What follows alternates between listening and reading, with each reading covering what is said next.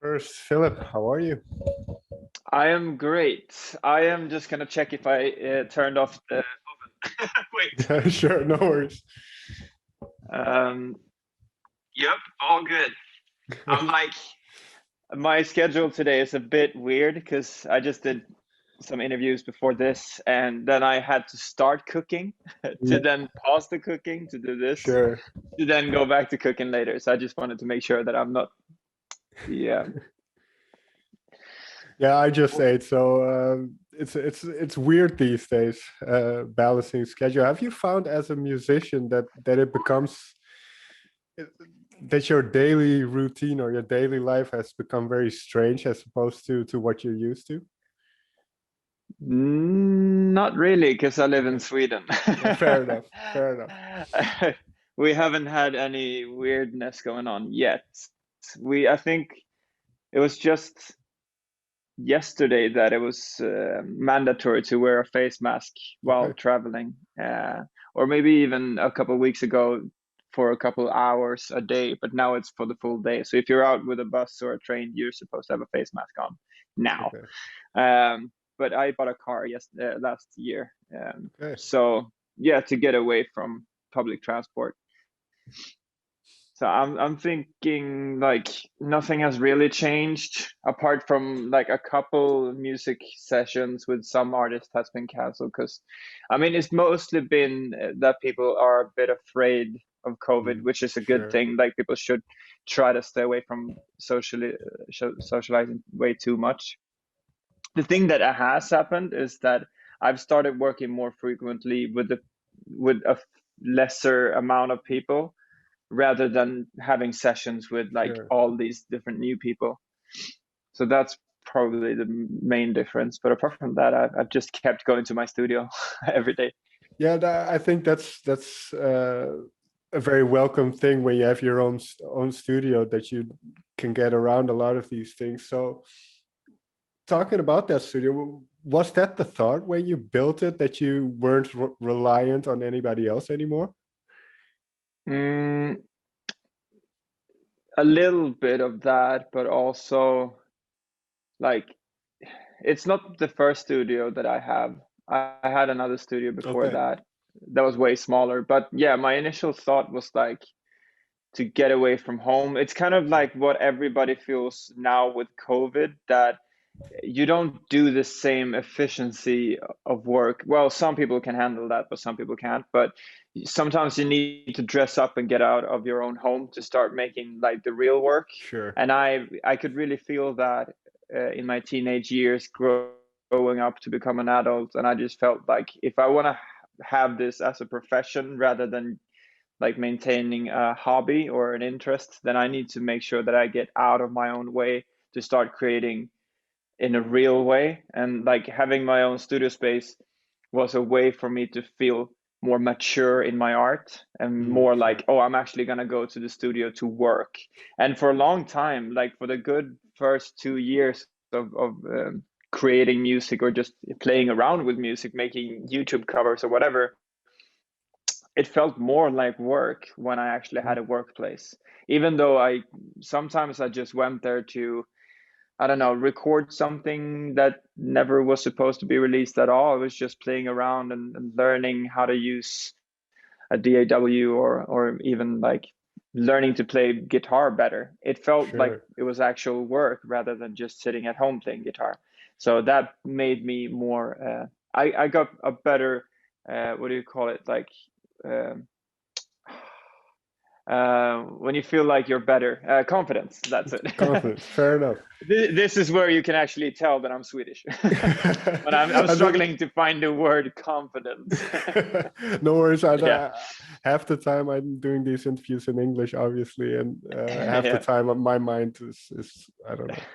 It gets yeah. We're on the same strange. page there. Yeah, especially these days. It's I don't know. It's very Yeah, difficult to grasp at some points. But that I find it interesting then because you mentioned going for making music from a hobby into kind of your profession or your life yeah. in a sense. When was this seed first planted that you wanted to pursue music? I think music was always like it's in different layers. I'm just checking what my dog is doing. Okay, it's fine. It's in different layers. Like the first layer was basically when I was about 13 or 12, or actually even before that. When I was 9, I got a guitar from my dad, which I thought was pretty cool, but I didn't play around too much with it. I Mm. had my Pokemon, so that was that. And then I took some drumming lessons at the age of 11 or whatever, somewhere there at 10, 11, 12, something. I thought drums was the way to go. But then I got tired of that as well. And then I remember I played ping pong with a friend of mine in the basement of the house that I lived when I was probably 12 or 13. Mm. And I was like singing just for fun. I was singing, I think it was Celine Dion, like the Titanic song, "My Heart Will Sure. Go On," but it's just for fun. And my friend turned to me and was like, "You can actually sing. I know you're singing for fun, but you can actually sing. Have you thought about being a singer?" I was like, "No, not at all. Like my entire family can sing. Like my brother can Okay. take a note and like maybe do some harmonies and whatever. My mom used to be in a choir, but I never saw myself as a singer or even less a front man. But at 13, when he said that, something clicked in me, and that's when I started writing music. And I actually performed in front of a crowd when I was 14 the first time. I was so Okay. red in my face and had braces on. It was just terrible. It was terrible. But then the biggest leap was when it was probably 2019, so it was very, very recently. Mm. Like I had Normandy and everything, but I wanted to do music in the pop industry. I wanted to write for the K-pop industry, even though I didn't really understand what that meant. And I just felt like I want to do this my entire life, and I really need to do this 150% to make sure that I don't fall between the lines of like being half a musician and half Right. working somewhere else. I have a lot of friends that do that, and I respect that so much, but I want to try and do this full time first. And so 2019, I just said to myself, like, this is the year when I actually pursue this, and I'm gonna start doing it 100% and really, really work days and night. And like some people have looked at me and been like, "You're crazy for working this much." And some days, like, I got an eye surgery yesterday. I did an Okay. eye laser surgery, Okay. but here I am doing interviews. And yes, yesterday, like, I can't stay away from working, both because I love it, but I also want so much to build the foundation then so I can stand on that like for the next Sure. 40, 50 years. And that's very important to me. And that happened when, well, 2019, what is it now? 2021. So 2 years, 3 years ago. Is it fair to And say, and I don't know if this is true or if this is kind of within the timeline, but that you kind of made a shift in songwriting around a similar point as well, where you thought, where you, because I wrote something down of these are all the things I think you said somewhere that this album are all the things that you wanted to say but were too scared of or hesitated to say them. So was there a yeah, shift around that same period of where you decided, well, I want to go all in with I music? think, I think the me going all in, that happened first. Okay. But then writing so much in the pop industry and the K-pop industry and like just songwriting full time made me a little bit tired of writing songs that didn't have a meaning. Because Mm, usually, like writing English, that has a meaning, and White Flag has a meaning as well, but it's never been 100% personal to me. It's been something that I've gone through. Like I've sure. gone through heartbreak, I've gone through different types of happiness and hate and whatever. So I can write about that, but like when I wrote White Flag, I was in a relationship. I was super happy. I am super happy in a relationship, but I wrote a Mm, breakup song, which was like it feels natural to do it because I've gone through breakups, but it didn't feel like it was personal at the time. And mm, like writing for the pop industry and writing, one song every day, so writing maybe 300 songs a year made me feel like if I'm gonna write for Normandy and I want to feel like I'm doing something I want to feel like I'm doing something different than I'm doing the rest of my life. You know what I mean? Mm. Like the rest of my time.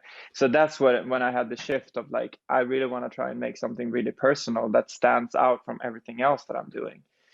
Was that a I can imagine that being a scary moment because it's very, I suppose it's very confronting when you delve into yourself and kind of say these things out loud about yourself. So, Yeah, what was that process like for you? Did you adjust to it quickly?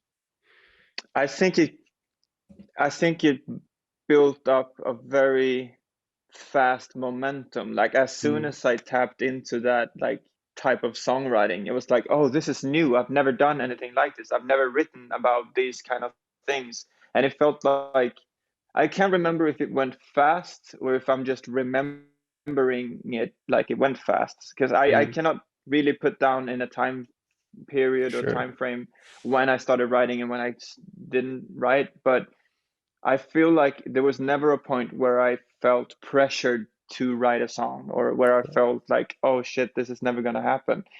It was always very joyful to write these songs because it was so different from everything else. It was like, I don't know, it was like a breather when I actually felt like, oh yes, I'm gonna go in like Wednesday night. It's Normandy night. I'm gonna write for Normandy Mm. album on Wednesday night, and then maybe Thursday I have K-pop day, and Okay. then on the Thursday evening it's like, oh, the boys come over and we're gonna write for Normandy again, and that's like I always longed for those nights to just be able to write for Normandy because that was actually when I felt true inspiration and honesty in lyrics and all that, and that probably Right. made it more fun writing this album.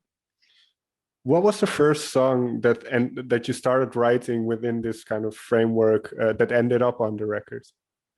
I think Atmosphere was the Okay. first one because that was I think I wrote Atmosphere the first verse and the pre-chorus I wrote probably on tour as I remember we were somewhere in Germany and that was on the White Flag tour I think yeah so somewhere around the time or even before that yeah it was another tour yeah it was a Mm. tour in so before White Flag was released I think Okay. I started writing Atmosphere as far as I can remember, yeah. And there was W- another couple of songs that were very early in that process, like Chemicals was also very early. Right. And when you wrote these songs, these first couple of kind of key songs for the album, what was your mindset in a way? You say you were on tour because one thing that I've kind of wrote down about it is there's references to a sense of loneliness, and I've heard from musicians that being on the road can be very lonely at times. So what Yeah, was your mindset when these songs were written? that's what I love about touring, because like and this is like me going through my entire process of writing this album because it's made me realize so much about myself. But I Mm. love being alone Mm. because I was raised in a church with 400 or 500 people every day, and like my parents always brought people over, and I've always had more than 10 people around me, and my family is really big. So I love Okay. being alone. I love getting to be in my own space. So when we go out tour, I'm a very like I'm what do you call it? Like when you're not introvert but extrovert. I'm a really Mm. extrovert person. I love talking to people, but what I love even more is having my own little bunk in the nightliner and Okay. just go to bed before everybody else and just lay there and watch movies or whatever. So I think loneliness has never really been an issue with me unless I feel like nobody wants me, then Mm. loneliness becomes a problem. So if I'm in a group where I feel like, oh, nobody wants me here, then loneliness is going to be the worst thing ever for me. But if I feel like I'm with my family or with my band or we're on tour with amazing people, then I have no problem with being alone and just go away for a while. I can imagine then that this idea, and maybe I'm wrong, but that does this extend then to the music you share as well, in the sense that um, as an artist, you kind of put yourself out there by giving people music to judge in a way. So does Hmm. that bring with it then certain? Do you want them to like you in a sense? It's not Yeah. phrased well, but I think No, you. I get what you mean. And I really think that I have that need of being the front man. I think I can. be very honest and say like I like the attention and I like being the center of a room. Like I'm usually a clown where it's like Okay. if I meet other like new people, I'm probably gonna be the first one to be like, "Hey, how are you doing?" Like I'm very into that. But I think there's a level and there's like I gotta have a healthy relationship with being that person, because if I'm Mm. only that and I feel like when I'm not the center, I if I feel like I'm not worthy of not being center, do you know what I'm getting at Sure, here? sure, Like sure. I gotta be comfortable with being alone before I start being the center of the room, because if I'm gonna because that's gonna be a very toxic relationship where I'm constantly If want to yeah, be in the center of the room, and if I'm not in the center, then I'm gonna hate myself. So I'm trying to keep it at a very normal, healthy relationship. So but I definitely love being in the front of the stage and like okay. I love that. But it's also something that's been through with the previous albums where as it's never been personal songs. I Mm. feel like I can have this mask of like going on stage and be Mm. like, "Hey, I'm Philip, the singer of Normandy," and then I go off stage and I'm like, I can be myself. But now all of a sudden, both those worlds have melted Right. together. So we'll see how the first tour happens now, because that's going to be very scary. Because for the first time, I'm not going to be able to have like a mask on. Right. And you mentioned that very first time being on stage and being having a red face and everything. But Yeah. have you developed over the years a certain confidence? Because, or did that mask in a way give you that confidence? It's both. It's both, probably. Like I feel more confident walking up on stage in front of 4,000 people than 20 people. Mm. And I think that's very common when it comes to artists. Like I think the most terrifying gigs are the ones where it's like 10 people in the room. But I feel like I've become more and more confident, like the times where I feel the most confident is when my vocals feels good, Mm. like when I feel healthy and I can perform a good show. And the times that I feel less confident is when I'm a little bit sick or whatever. So I think I sometimes I need to have that mask on, because I cannot always be 100% performing perfectly. I Sure. gotta make sure that even when I have a really like a not as good day, when I have an okay day, I still gotta have that face of like everything feels good and like I can make a really good show. So in that way, I really need that mask to perform every night, There's another for thing that sure. I've found very interesting about kind of the lyrics and certain references. And now you just mentioned that you grew up in a church kind of Yeah. environment. Um, when and I believe in previous songs on previous albums you've mentioned the religion and those kind of things, but what Mm. made you kind of focus in on a couple of those things like Jericho or Holy Water? What made you kind of deal with these things?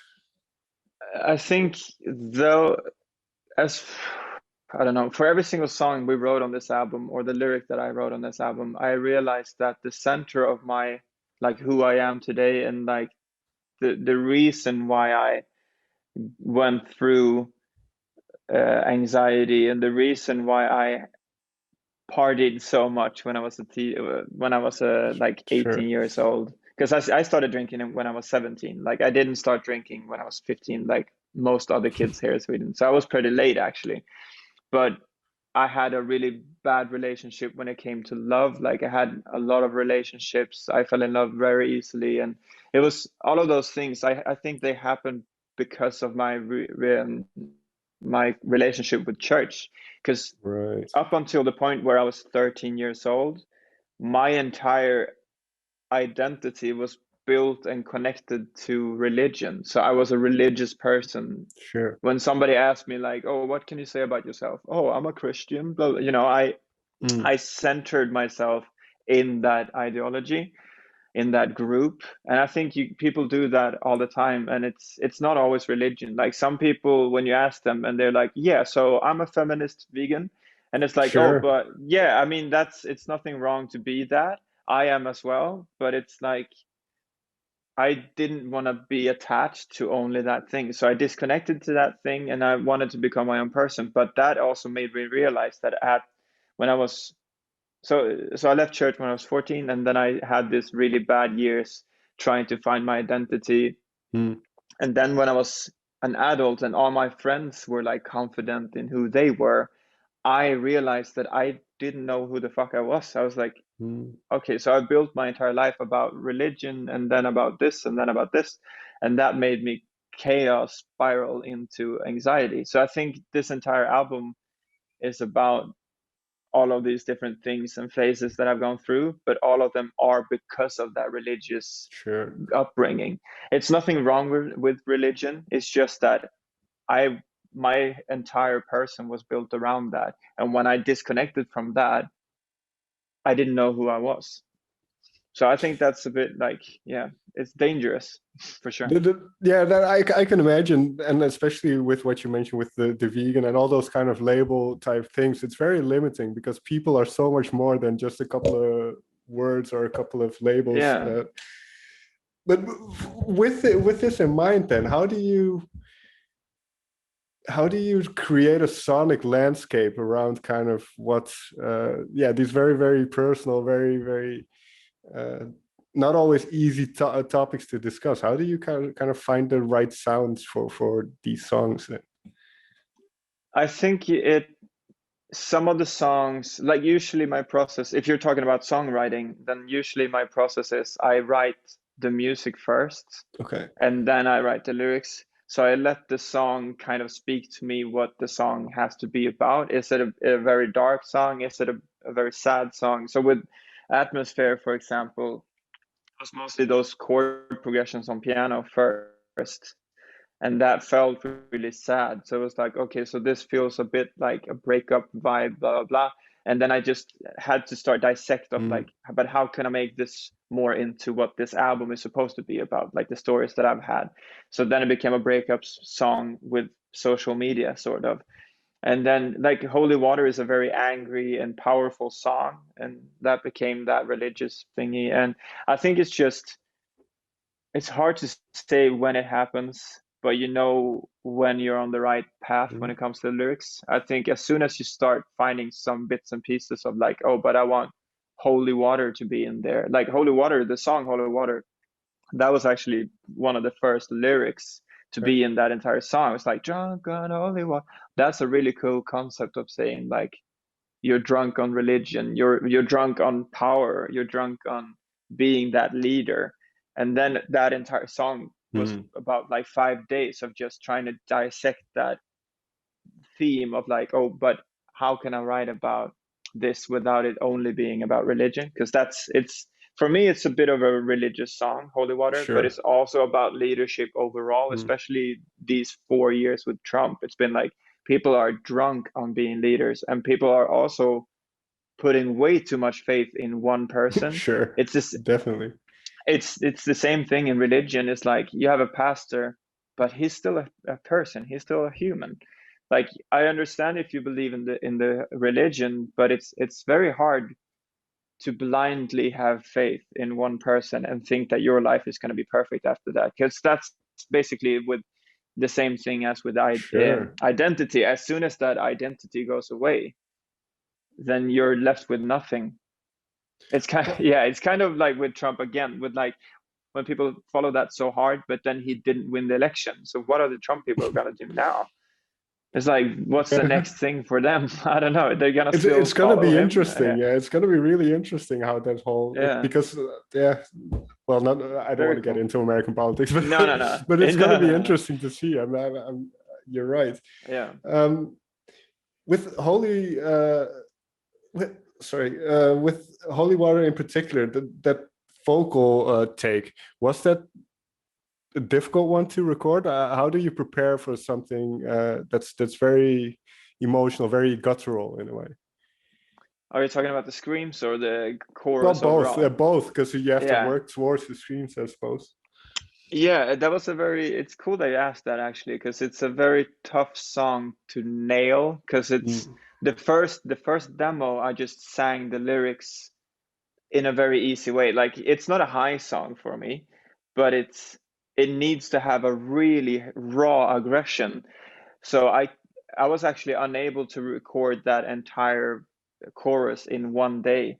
I had to record like a couple takes first with like full power and Okay. raspiness. It was very close in between singing and screaming, and some of the words are actually screamed. So, Mm, and that kind of like, it's not a healthy way of singing it, and I'm probably not gonna sing it the same way live. I'm mm, probably gonna have it a little bit easier on my vocals, but I wanted the recording to be really, really raw. So it was a very tough song to record. I think it's probably the hardest song to record apart from, well, it's probably that one, and maybe, well, Jericho had the same issue where it's a very easy melody to sing for me, but it's a very hard emotion to get through right. in that rawness. Like, is it wanna burn it down? Like, you really need to get into that mode of recording it, and it's sometimes it's not the best for your vocal cords, but that's why I'm really happy that we have our own studio, because we don't have to book 3 weeks in a studio and be like, oh, we need to nail all the vocals here in 3 weeks, because that would be so stressful. Because I need to make sure that all the vocals speak the language that they have to speak in the rawness or the pureness or whatever. Like, Atmosphere is very pure and very like easygoing and like very airy vocals, and that took a long time as well to get that air into that vocal. Well, definitely, because I would think that you need to be in a certain mood to conjure up that emotion, and I don't know Yeah. if it's what it's like for you. If it's, oh, it's Tuesday, I can do this vocal take now, or how do you prepare kind of mentally? Do you relive kind of what the song is about? How do you kind of get that emotion in the vocal? I usually start with recording just the dubs, like the double vocals, the ones Okay. I usually pan on the side.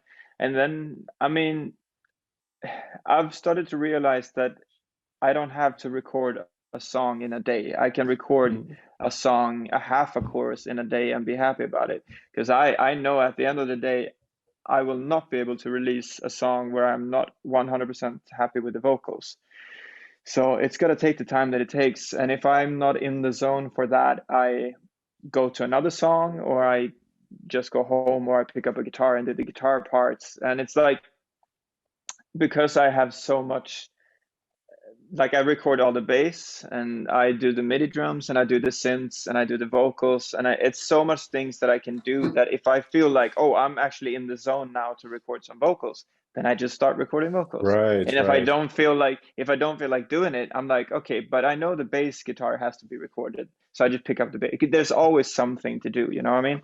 Right. Oh, And that's that's pretty yeah. nice. Again, another benefit of having your own studio. That's great. Yeah, Um, I can make sure that I'm always in the zone for something. exactly. Well, I had a question kind of about what you talked about earlier about feeling kind of so attached to the church until you were 13, and then kind of feeling lost, or you were searching in the years after.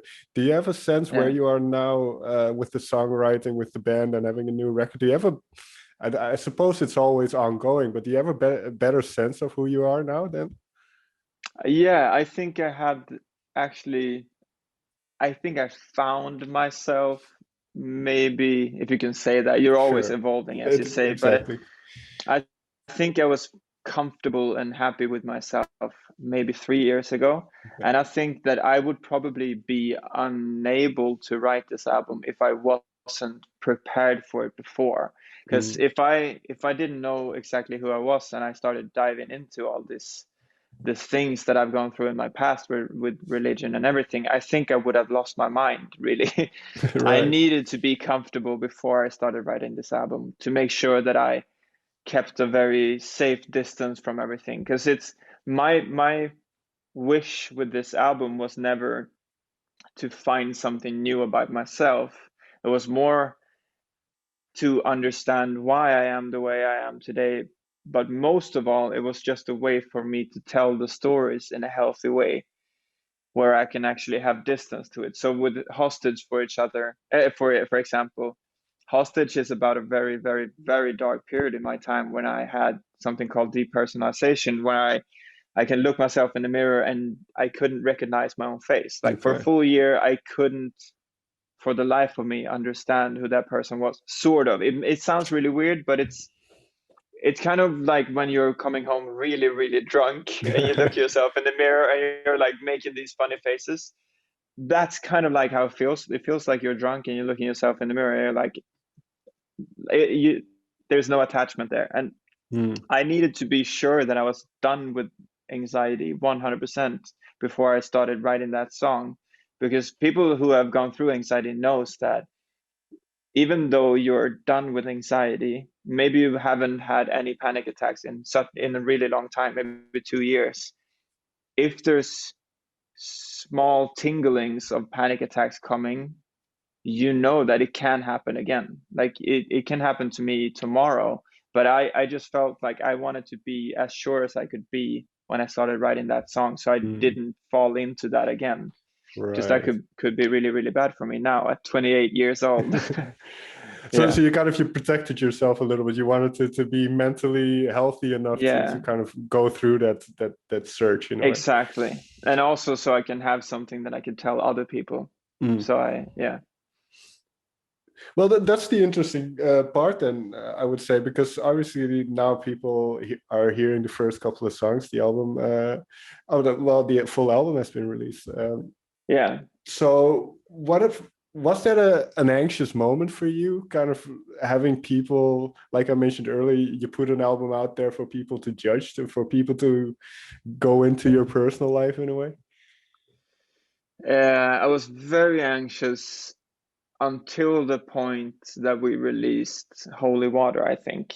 Hmm. Because Jericho, we didn't talk about the album when we released Jericho. We just said like, okay, here's a song, it's Jericho, and we played it on 2 tours. Some people know what song it is, and it felt like people already knew what it was about. And the story behind that song, we couldn't tell the story about my religion or my Christian past when we released that song, because that was supposed to be the entire story of the album. Hmm. So we wanted to just release the song and see what people think about the lyrics, and people can interpret whatever they want.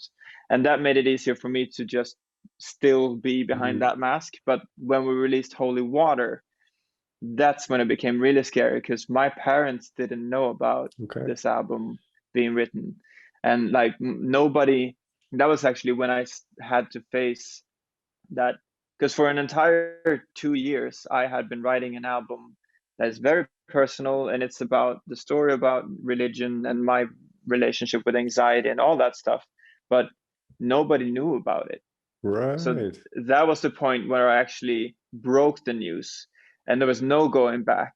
And I was like, okay, so next week the song will be out, and all of our fans will know everything about my religious past, and like my every all of the stories and all the interviews that we started doing with like Rock Sound or Kerrang or Sure. everything, where it's just like the people that read this might not know who we are before they read this. So their first interpretation of me will be, oh, that's that guy who went through this religious thing. And then, so I needed to be sure that I was ready for it. And Hmm. I'm not entirely sure that I was, but it felt really comfortable when the fans and the people and like my family, everybody was just very excited about it, because they could really feel like we had done something very honest and different this time. And I think that's something that people really, they admire, that you're very honest, and it's a different album than our Hmm. last album. And it feels really good that we didn't just try to do the same, because White Flag was a really successful album when it comes to Sure. streaming, and it was a really cool album.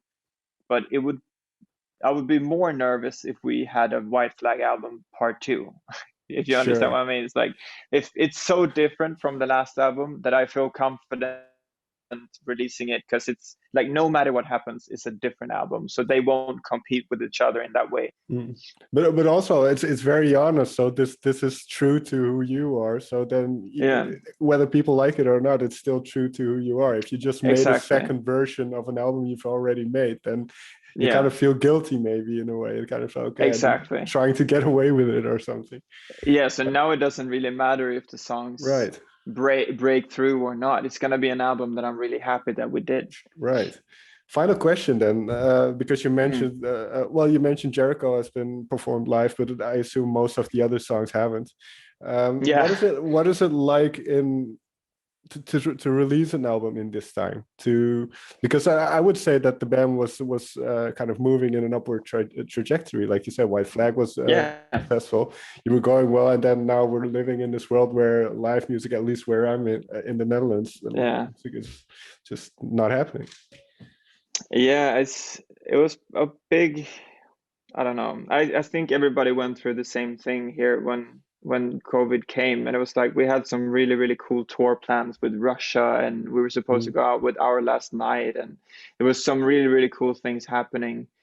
And then that happened, and the album was postponed, and everything was just delayed. And the thing is, I think that this was the perfect timing for it, because in the beginning of COVID, a lot of albums was released, like Dua Lipa and 975 released albums, and Paris, I think, released albums. And that was the worst possible timing, because nobody knew how long this was going to be, and you were always like hoping that it was going to be soon, very soon, or it's going to go back or whatever. And then the fall came, and some people like Brim of the Horizon released their album, which was a little bit better of timing. But then the vaccine news came, and then we released our album, which, I mean, it will be a little bit better maybe to release it in the summer, but at the same time, a lot of bands have probably hold on to their album for that long to be able to release it next summer. So I think when I'm looking like back and forth now between the weeks before us and the weeks afterwards, the only band that I really feel, well, it's a lot of really, really cool albums like Foo Fighters and stuff like that. And Architects have a new album next week, which is probably going to be amazing. But I feel like it was a perfect timing. It was the beginning of a new year. People are excited for the spring to come. Like people have hope now for the COVID to be over with. So the only thing that we have to think about now is like, how do we make sure that people are not tired of this album before we start touring? So that's going to be another question, but we'll see how we do that. Well, yeah, I think you still have some time to figure that out, because yeah. Well, have you played any live stream shows or any form of... Yeah, we performed a couple songs live from studio, and at something like, it was what do you call that? Like they were collecting money for the venues, a charity event. Yeah, that's it. Right. Called 545 Fest in the UK. So we played a live stream thingy. It's not the same thing, obviously, and we recorded each part in different studios. But it was fun. We played Holy Water for the first time, and that felt really, really cool. But apart from that, we haven't done that many live streams. But I also think that I don't know if we're gonna do like a live stream, because it's never gonna live up to the expectations. So I think we'd rather do something that we did before, like a live session. So we record something very professional with different cameras, and we play through the songs maybe 2-3 times, and then we take the best cut and we release that on YouTube or whatever. So people don't have to find the perfect time to sit down and watch it. They can watch it anytime they want in a phone or whatever. And yeah, something like that, and maybe like acoustic versions. Because I mean, if everything goes as planned, then we're gonna tour in October. But if something happens and that is delayed and everything, then I want to at least look at if we can do some acoustic shows or smaller shows in front of maybe 30 people or 20 people, and see if we could do something like that, because this album is out now and we need to make sure that we do the best possible thing. And I want to meet more people again. I want to see our fans. And I am actually vaccinated now next week. So yeah, so we'll see if the band gets vaccinated too, but otherwise I'll be out there alone playing the songs. Yeah, well, yeah, just take a guitar with you, and yeah, you'll be fine. Philip, may I thank you very much for taking the time to talk with me. No worries. Thank you very much. I'm going to go back to cooking now.